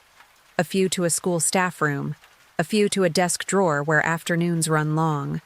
The rest spill into a bowl that will act like a tide for days. Out, in, thinner, forgiven. For an evening, the street belongs to feet. Cars idle behind processions and learn patience from capes and wands. Strollers behave like chariots for witches in training. Dogs, in capes they did not choose, forgive the indignity in exchange for sugar dust that falls under tables later. Teenagers in $5 masks linger at corners and practice being large without being loud. Houses give them candy anyway, because the holiday's generosity works best when it covers late childhood with one more lap before clocks change. Clocks change, and houses plan around that hinge. Some years light lingers and the first hour is shared with birds. Some years dark arrives early in a good coat. Jackets under costumes, say parents who are kind to throats. Breath shows, cheeks chap. A plastic fang clicks against a lip and asks to be carried. The edit is hygienic. You can try on power and set it down without losing face. Consent, learned on steps, becomes muscle memory. Mask off for breath. No, thank you, for the house that feels wrong. I'm good for the extra handful when the bag is heavy enough. Television runs a parallel route for those inside. Marathons shuffle the studio Pantheon into comfort food. Cape, brow, gauze, fin. A house can join the night without doors if it needs to. The flicker through windows acts like a second porch light for curb walkers. We're with you, it says from living rooms. We just prefer to be with you from here. During commercials, someone stirs cocoa, wipes a nose, folds a cape over a chair back, and returns to the exact scene where fear was left last October. It is still there, obedient. Repetition is a lower form of assurance, and it works. Myths about tampering are the scary version of a truer sentence. Hospitality contains risk. The holiday's answer is logistics, not panic. Glow sticks, buddy systems, numbers written inside masks. Say thank you where they can hear it, because gratitude is reflector tape on the traffic of human exchange. Don't cut the lawn corners, because grass remembers and neighbors worked hard Saturday. Skip a house if your stomach says skip. That last rule is boundary setting taught by the world's oldest teacher, instinct, made legible to kids by a festival that lets them practice a no in public and be praised for it. Architecture adapts. Trunk or treat rings appear in parking lots. The church, the school, the volunteer hall. Car boots decorated like tiny plays, routes that begin and end at the same spot. Apartment buildings write their own etiquette. Bowls on stools, floor captains checking lights, notes on doors for babies asleep. Downtowns host merchant walks so shy kids can meet masks in daylight under a clerk's name tag. The current remains. The banks change. The holiday is water. Neighborhoods learn to be good riverbeds. Jack-o'-lanterns migrate from fields to steps and learn electricity. Candles stay noble. Cords make fire less bossy in houses with cats and curtains. Faces get bold. Some steps host families of pumpkins. One kind, one cross, one surprised enough to hold a tea light in its teeth. A teal pumpkin glows like policy. Kids learn its code faster than adults do. They are good at kindness when someone shapes it into a shape. The audit after is gentle. Piles appear on kitchen tables. Trades begin with ceremony. Licorice to the aunt who loves fight in a string. Peanut butter cups to the cousin who brags about patience between bites. Chocolate coins travel to a grandparent who tells the same wartime story and never remembers that last year the child already knew the ending. A few houses weigh the take. Most count by handfuls until arithmetic becomes a fond shrug labeled plenty. Water arrives exactly when it should. Bedtimes slide without breaking. Television tucks the night in. A cartoon hero looks at a moon too round to be true and promises to meet fear again next year in the same outfit with one more joke. Weather moves a cloud with a finger and grants dry sidewalks a stay of grace. Ads whisper about candy cheaper tomorrow. The porch light clicks off. The bowl retires. It will be a bell again in 12 months. A cape, hooked over a chair, forgets it was power and becomes fabric. The elastic string, freed from ears, shrinks into a line that will pinch nobody until someone asks it to. The suburban Halloween has real edge cases, cars that do not slow, porches that are not kind, a few hearts that mistake a mask for license. Ritual is robust because it learned redundancy. There is a neighbor at the corner, an older sibling who runs interference, a street lamp that throws a second shadow so a child never has to see only their own. There are grown-ups who remember their own roots and walk with eyes up, a pin that knows its work, and a phone that has already agreed to be bored. The holiday asks for a few skills: knocking, asking, thanking, noticing, and rewards them with overwhelming proof that most doors will open neutrally, and many will open kindly. Under plastic and paint, the old hinge stays. A door opens because the year turned. Darkness arrives early enough to narrate. People practice being strangers, then hosts, then guests. The porch becomes the original campfire, squared off and wired for doorbells. History sits on a cooler and nods at the costumes it helped design. The village, spread thin by highways, finds itself inside shouting distance and chooses not to shout. Screens add small tools without stealing warmth. Doorbells learn to save a hello for a relative who couldn't be on the step.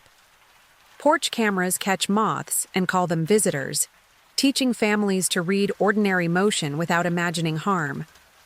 Group chats replace the town crier. Someone posts, "Blue house has fog," and children adjust their bravery in transit. Apps draw maps of on houses. Teens post short videos about glow sticks, group rules, and how to say no without apology. The bowl becomes a link, the light becomes a status. The manners remain. In the weeks after, candy acts like an hourglass for memory.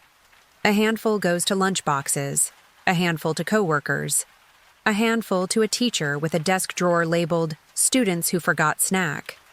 Each transfer is a small replay of the porch. Give, receive, thanks. Wrappers compress in pockets and go through laundry as crinkled relics.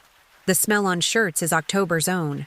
A little cocoa, a little cold air, a little plastic that will always mean a night the street belonged to feet. The clean summary is small. Suburban Halloween turns monsters into neighbors with a schedule.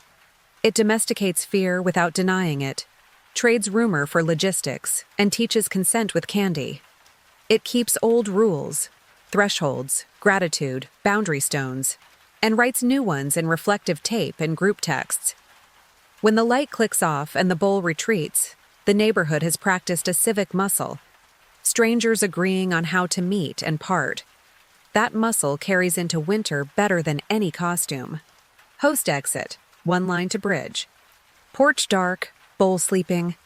Out past the cul-de-sac, the whisper borrows maps, slashers and urban legends, warnings with zip codes. Next.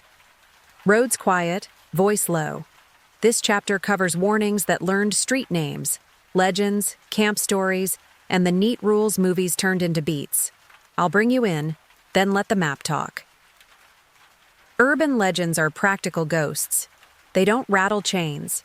They check seatbelts. Each one begins with an ordinary scene: a babysitter in a warm living room, a couple parked at the edge of town, a student crossing a dim garage, and then adds a hinge that turns too smoothly to ignore. A radio interrupts a song with a bulletin. A scrape sounds where no branch should reach.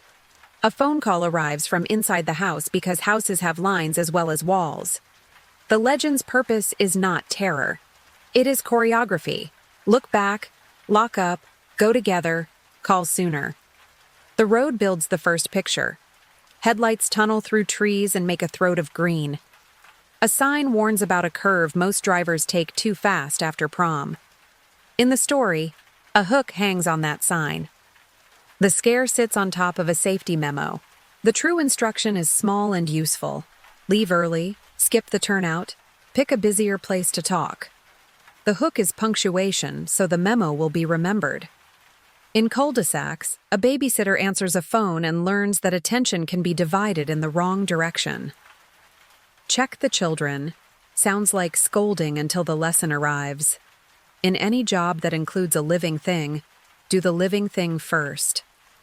Locks can wait half a minute. Stairs cannot. The tale survives because it converts anxiety into order. Doors, lights, kids, call. The vanishing hitchhiker is a commuting kindness. A driver stops for a cold figure with careful manners, delivers her home, and meets a family who thanks him for a lift their grief cannot give. The point is not whether a coat sits on a chair forever afterward.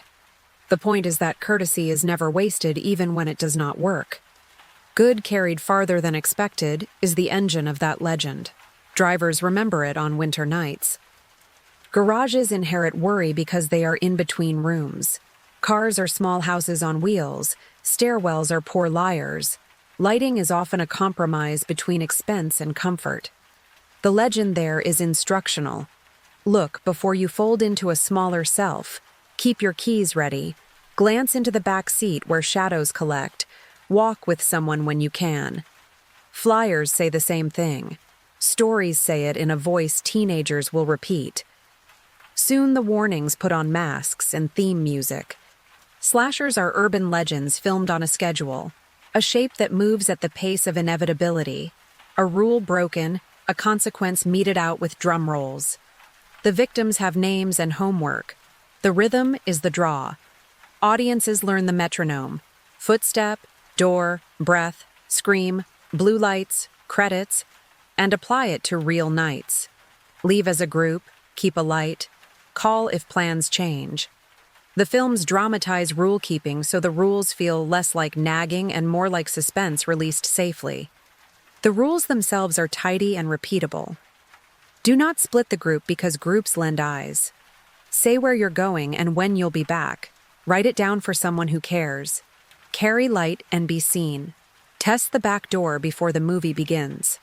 On foot, prefer streets with porches still awake. On wheels, prefer stations with people. Text home when home happens. Legends attach stories to these because stories travel faster than lists. Sleepovers are the seminar where all of this is practiced. A bootleg tape runs too late. A group builds a fort out of pillows and bravado, shares water, counts heads out loud for a bathroom trip. Someone tells the new version of an old tale. The hook, the hitchhiker, the call, and the room votes on which cousin really saw it. The vote never matters. The choreography does. Nobody goes alone. Someone owns the flashlight. The kitchen light stays on. Radio hosts become local priests of rumor on certain nights. They collect calls about bridges where cars roll uphill, tunnels that echo, fields with two sets of taillights where there should be one. The host says interesting more often than true. That word keeps everyone on speaking terms. A community falls asleep grateful there is a frequency for doubt that doesn't turn cruel. Neighborhoods adapt legends into civic habits. A dangerous curve gets a blue light and a nickname that keeps teenagers slower. A campus adds an escort program and marks paths with brighter paint. The story about the parking deck turns into a QR code for a walking buddy. Merchant blocks host safe trick-or-treat hours. Parents volunteer as crossing guards with glow wands that look like toys, but do the job of lighthouses. Stranger danger once tried to be a single answer and punished community more than it guarded children. Legends correct it quietly. Most harm in their plots comes when isolation is chosen. The cure is almost always company, one more set of eyes, plus a decision announced out loud. We'd leaving now. Households translate that into routines. Group chats for teens, a call me at the door text, a parent who prefers being bored in a car to being worried on a couch. Technology closes rooms legends once opened. Caller ID retires entire subgenres. 911 traces come faster. Door cameras save a hello from a grandparent and catch more moths than men. Yet the stories keep value because they teach instincts without needing an app. If a place feels wrong, skip it. If a message feels off, confirm on a different channel. If a dare arrives from a stranger, ignore it without apology. The script is gentle and keeps sleep. Some legends defend specific places. A library steps woman in white exists to remind freshmen that late hours deserve company. A lake monster slows boats where the bottom rises fast. A crybaby bridge pushes drivers to take the alternate route that engineers prefer in winter. The fiction is a wrapper for a traffic plan. People comply because the wrapper is more interesting than a memo. Meta arrives and teaches the syllabus on purpose. A masked caller quizzes a teenager on the rules. Break the rule, suffer the beat, keep the rule, buy another scene. The joke is affectionate and pedagogical. By the credits, even a newcomer can recite the basics. Don't go alone, keep the line open, trust your read on a room, pick a lit house. The films sell popcorn and also distribute checklists. There is a darker corridor where true crime lives. That room is not for bedtime. This chapter passes its door with respect. Communities that endured the real thing use ritual to heal. Vigils, porch lights left on, names said in full. Urban legends borrow only what helps a child walk home. Redundancies, buddies, and a practiced no. Courts and mornings hold the rest. Halloween absorbs the whisper and keeps it polite. Costumes shift from capes to hardware store masks. Props stay rubber. Hooks hang from belts with tags that say foam. Yard displays stage caution with jokes. Cardboard phones that light up. Fake car doors with tidy scratches. Kids learn the choreography while laughing. They also learn that the right to refuse belongs to them, even in costume, especially in public. Apps replace bulletin boards. A neighbor posts, "Blue house has fog, friendly," and kids adjust their bravery mid-route. Another posts, "Dog is nervous, skip our porch," and the street thanks them.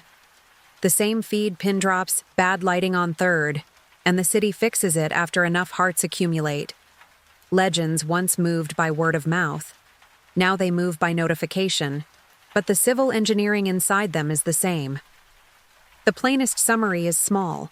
Urban legends are safety memos dressed as stories.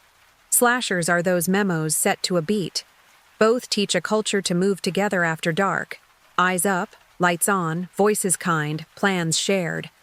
When the movie ends and the road is only road again, the instructions remain, usable without drama. Go with someone. Say where. Carry light. Listen to your stomach. Be the person who walks another to their car and waits for the wave. Host exit. One line to bridge. Good. Roads mapped, rules learned. From highways to hyperlinks now. The net of nights. Creepypasta. Analog signals. And the monsters the internet made. Screens low, eyes soft. This last chapter lives on timelines and message boards. Stories you can copy, paste, and wear. I'll bring you in, then let the feed speak. The newest monsters arrive without doors. No lanes, no hedgerows, no ticket taker at the theater. Only a cursor that blinks like a lighthouse, and a rectangle of light that warms a desk at 1:13 a.m. The net of nights builds its bestiary out of sentences, screenshots, and careful edits. A legend can be born in an apartment and go to sleep seconds later in 1,000 other rooms.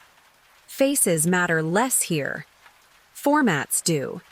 Creepypasta behaves like folklore that learned the copy key.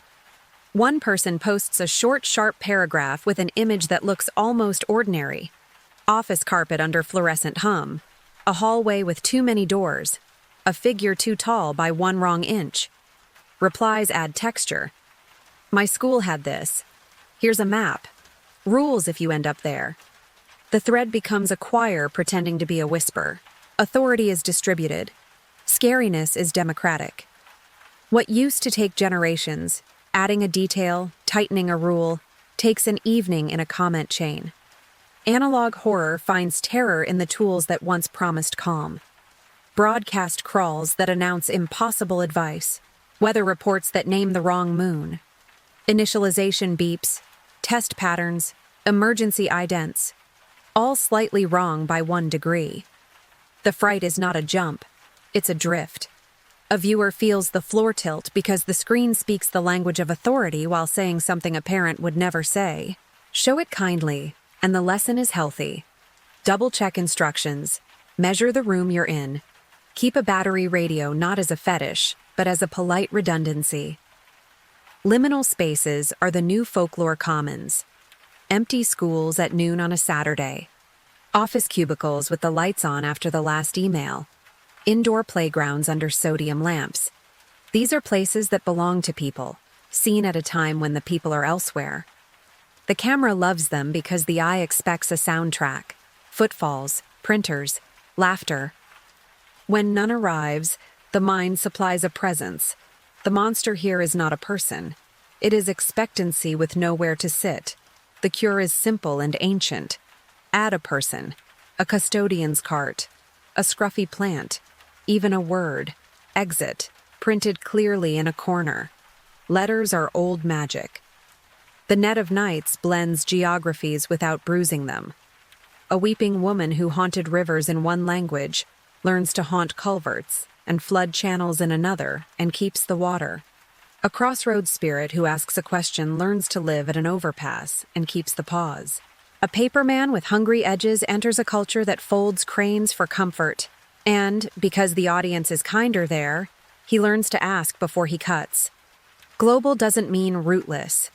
It means rituals can travel if they respect the furniture of the room they visit. Tags and titles behave like wards. A post labeled fiction lets an audience choose a distance. A post labeled found footage asks for a closer lean. Content notes do quiet work. They are the digital version of a neighbor calling ahead to say, "The dog is friendly, but loud." Moderators become the new devils with ledgers, tapping door frames, delete, warn, ban, not to scold, but to keep a parade from turning into a riot. The best forums write rules as hospitality rather than law. Cite your ghosts. Don't feed your devils. Credit the artist whose corridor you borrowed. Memes are medicine when used well. A figure meant to frighten is drawn with mittens and given a mug. The edges soften. The lesson stays. Laughter does not erase seriousness. It gives communities a way to carry it longer without harm. When a rumor depends on solemnity to spread, parody is garlic. When a danger depends on silence, humor is not enough. Plain language is required. The net of nights has room for both tones. Jokes to domesticate, guides to keep the streetlights lit. ARGs, alternate reality games, turn cities into scavenger hunts and paranoia into teamwork. A voicemail sings a grocery store tune at 2:13 a.m. A payphone rings at noon. A flyer hides a cipher in the kerning. Played responsibly, these are rehearsals for civic attention. Strangers cooperating, data shared, credit given, nobody made small. The villain, if there is one, is not a man with a mask. It is the feeling of almost understanding. The victory condition is community. Etiquette online mirrors porch rules, just with different props. Ask before you DM. Don't drag strangers into private fights. Say thank you in threads where information helped you sleep. Post sources the way you would label a jar. If a story frightened you in a way you did not consent to, leave politely and tell a moderator rather than making another legend out of anger. Courtesy is still reflector tape. It makes the night legible. Old figures learn new jobs. Witches become herbal newsletters and mutual aid spreadsheets. Skills shared. Credits linked. Do no harm, printed higher than the brand. Ghosts become memorial pages where candles are clicks and still somehow feel warm when the page is open. Devils become, are we sure? In the hands of a mod sweeping fights off a doorstep. Vampires become the quiet reminder that access is consent. No means no, even in chat. Werewolves become status messages. Logging off, need a run, back tomorrow. Mummies become museum accounts that say, we're sending this home, with photos of crates and signatures instead of mystique. The modern creature becomes a pinned post. We built this. We are responsible when it behaves. Here is the manual. Here is the off switch. The studio faces become playlists, served by algorithms that need the same old supervision. Ask why, ask who benefits, adjust the settings like blinds. Safety translates too. The threshold is a privacy setting. The soul cake is a tip jar. The bonfire is a pinned thread that gathers everyone after news. The boundary stone is a block button. The mirror is a front-facing camera that reminds you to see your own face before you post. The broom is the clear cache that fixed 3 problems and 1 mood. The teal pumpkin becomes an accessibility tag. Kids learn it faster than adults. There are sharp corners, dares disguised as community, hoaxes that do harm before corrections breathe, grief turned into content. The kind response is discipline with manners, credible sources, slow shares. Not for me, without a sermon. This is false, with a link. Do not build monsters out of ordinary strangers. Do not build celebrity out of harm. The oldest lesson still works. If a story asks you to be cruel, it is using you. Technology adds new porch lights, status dots, active now labels, little green rings around stories, signals that someone is at the door. Use them kindly. Not everything lit wants company. Do not knock twice when once will do. Do not invite past a threshold because your own room is lonely. What the net needs most is the same thing villages needed. People who can sit with their hunger without making it someone else's problem. For sleep, keep small rituals. Dim the screen by 1 step. Place the phone face down on a book with a name you trust. Type a soft goodnight to the group and leave before the conversation grows teeth. List 3 errands for morning. Fear shrinks when handed chores. If a hallway post won't exit your head, change 1 fact out loud. In mine, the light is on, and the story will often obey. We inherit our great-grandparents' tools, candle, cup, latch. Only now they live in software, night mode, water by the bed, do not disturb. Communities end their nights with maps. Comment threads collect cities and times, devices and pets. The pattern is its own gentleness. Someone in Oslo at 02:07, someone in Manila at sunrise, someone on 3rd shift in Cleveland with earbuds low. The net of nights becomes a porch stretched around the world. The monsters that walk it are useful ones. Warnings, allegories, jokes with manners. They teach consent at scale. They carry grief without spectacle. They let appetite be named and scheduled. They leave when told. The plainest summary is small. The internet did not invent fear. It invented distribution. It made folklore fast, for better and worse. What saves people online is what saved them by fire and fence. Company with rules. Ask, cite, thank, refuse. Keep thresholds clear. Love what you make enough to supervise it. Give the dead their names. Make the night readable. Sleep follows readability. Host exit. Series close. Map set. Lights low. If this kept you company, add your city and time to the night map, and the one detail that stayed. Wait till we're done to subscribe, then tap the bell so the next file finds you without hurry. Be gentle to whoever's up late on your street. Good night. Thanks for sitting with me tonight. Before we close, do our 3 soft checks with me. Slow breath in, loosen your jaw, thumb on the table. Click the quiet key. If this kept you company, tell me where you're listening from, city, local time, and what you're on. And leave the one detail that stayed with you. I read those before I sleep. If you want more quiet history horror, wait until this ends, then tap subscribe and the bell so the next file finds you without hurry. Be gentle to whoever's up late on your street. Lights down. Good night.